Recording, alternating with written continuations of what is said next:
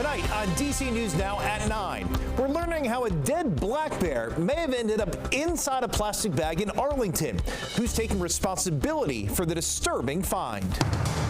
A woman dies after someone steals her car and crashes it, with her still inside. New information coming up about the tragedy in downtown DC. Hi, everyone. Tracking developing fog overnight along with unsettled conditions. Forecast coming up.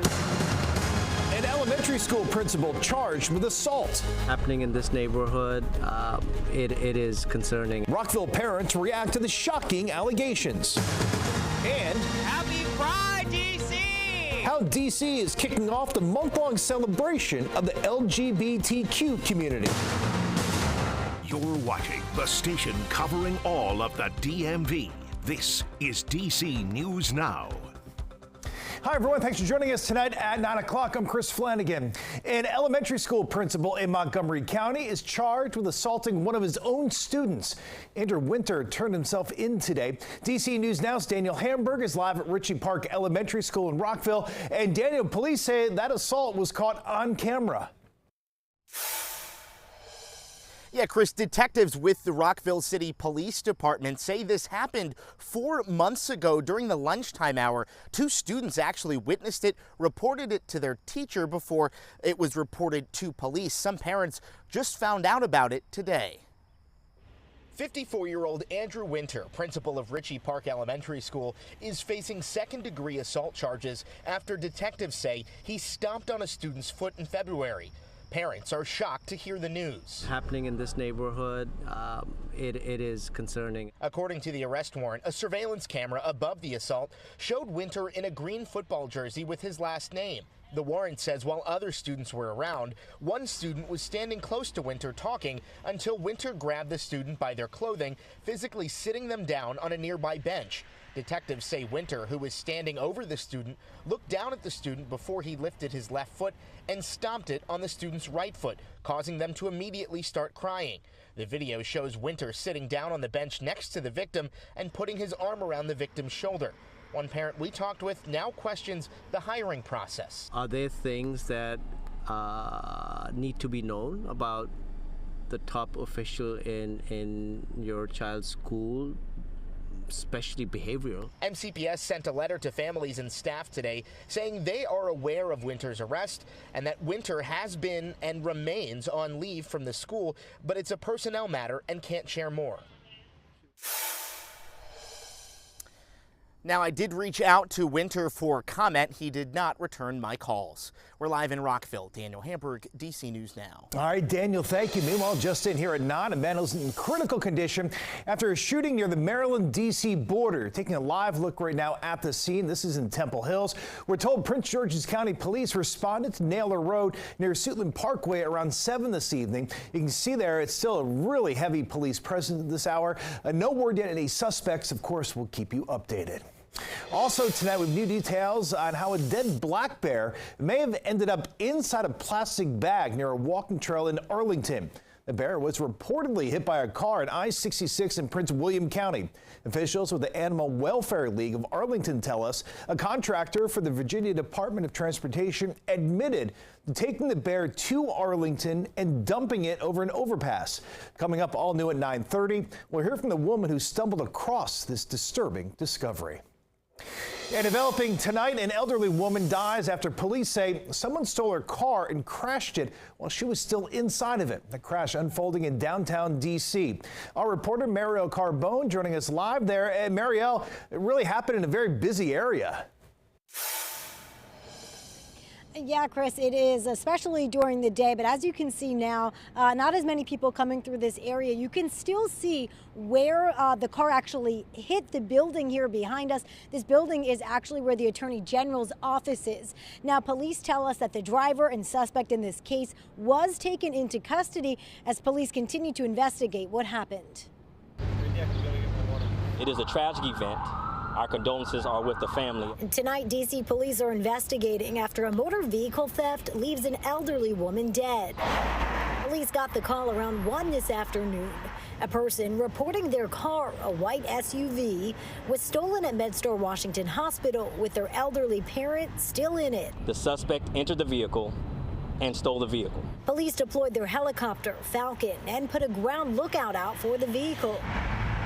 A short time later, the SUV crashed here, roughly 3 miles away in downtown D.C. An on-duty officer saw it happen. A member in this immediate area was traveling northbound on the 6th Street. In the rearview mirror, observed a single car collision of a white vehicle into the building. The officer stopped the driver, who tried to leave the scene, and discovered the car and driver were wanted. The suspect, an adult female, was taken into custody. The passenger was unconscious and given aid. She later died. When asked if both women were being treated at the hospital when the crime occurred, That'll be part of the investigation. according to police data, more than 2,000 vehicles have been stolen so far this year, down 30% compared to the same time last year.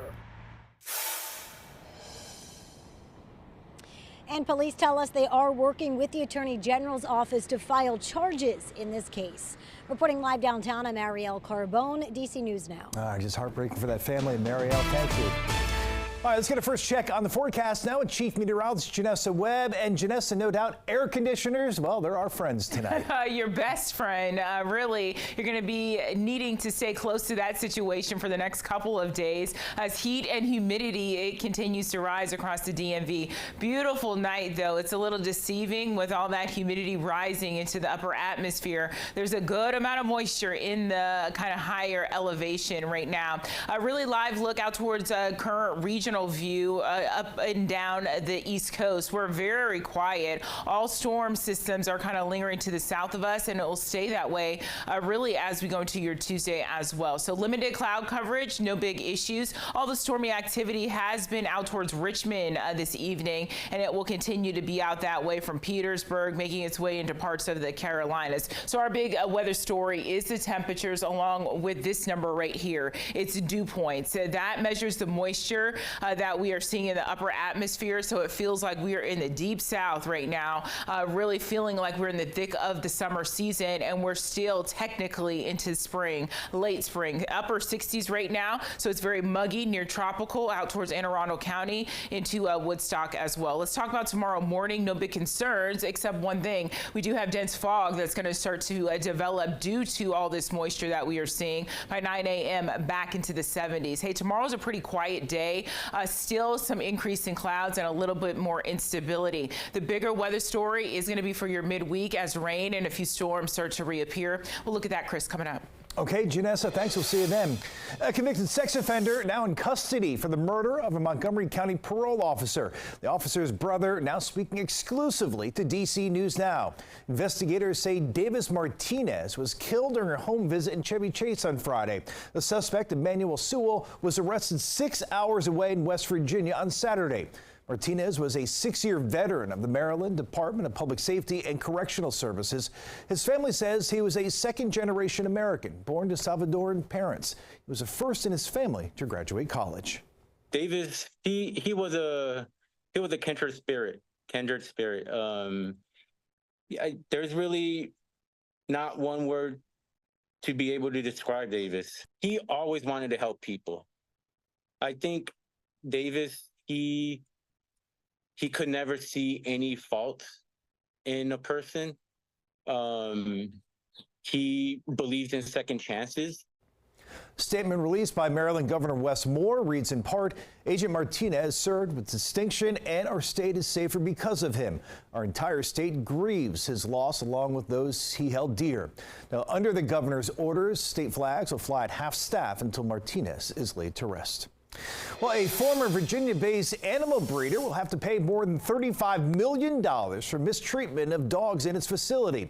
And Vigo pleaded guilty today to knowingly violating the Animal Welfare Act and the Clean Water Act. The Justice Department says a fine will go towards increased animal care standards.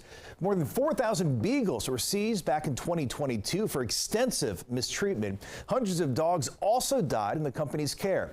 Since then, thousands of dogs released have found new homes. The Department of Justice says this is the largest ever fine in an animal welfare case. Well, Baltimore investigators are searching for whoever vandalized a memorial honoring the 6 men killed in the Key Bridge collapse. One of the artists spotted gaping holes you can see here in a painted mural over the weekend. The growing memorial is on display near the south end of that bridge. Meanwhile, another major milestone in the bridge cleanup is now complete. On Saturday, crews lifted a 500-ton steel section of the bridge from the Federal Shipping Channel.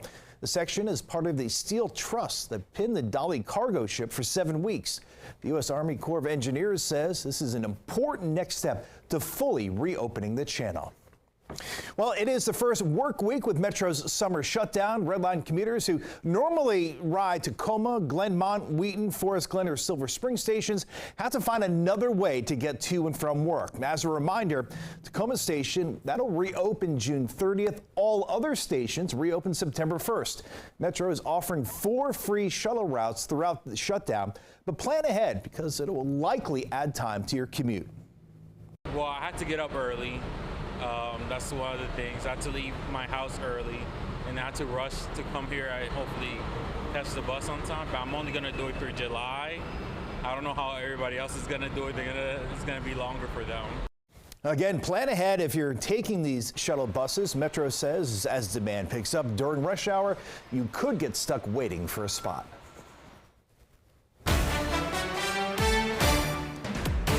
DC News Now is your local election headquarters, and DC's Democratic presidential primary is tomorrow. So polls will be open from 7 a.m. till 8 p.m. Voters can cast a ballot at any polling location, regardless of where they live.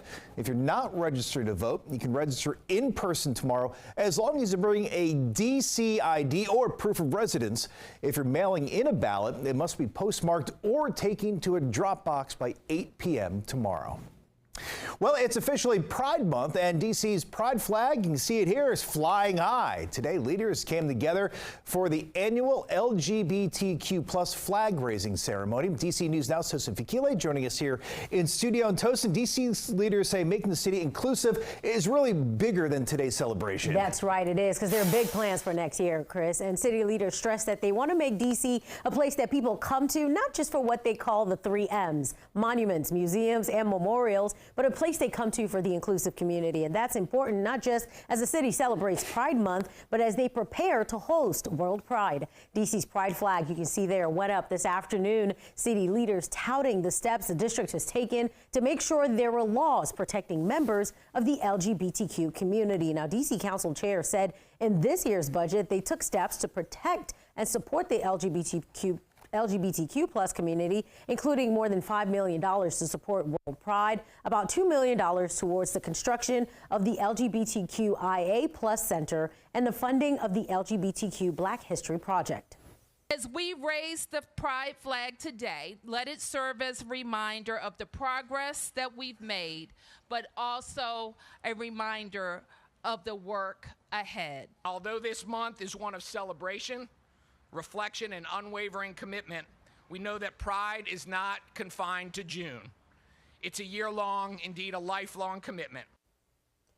And as for next year, DC will host World Pride 2025. Now, officials with Destination DC say over 2 million people are expected to come to the district for World Pride in 2025. But Chris, while people wait for World Pride next year, there's plenty they can do to celebrate Pride Month here in the district. Yeah, Tosin, so much going on. There are a lot of events happening in the district this month. On Saturday, district is hosting the Capitol Pride Parade in Northwest. That begins at 2 p.m. Then on Sunday, the Capitol Pride Festival kicks off at noon. That's on Pennsylvania Avenue.